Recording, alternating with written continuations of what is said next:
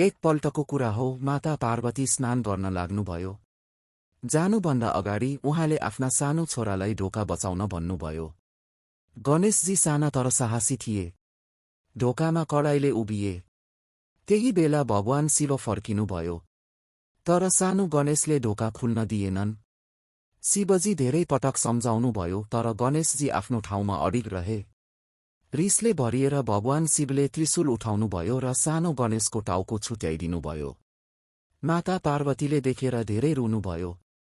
भगवान शिवको पनि मन गलेर आयो।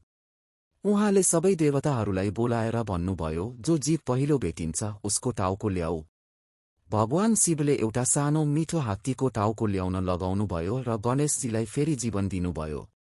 त्यस दिनदेखि सारा संसारमा गणेशजीलाई पहिलो पूजा गरिन्छ।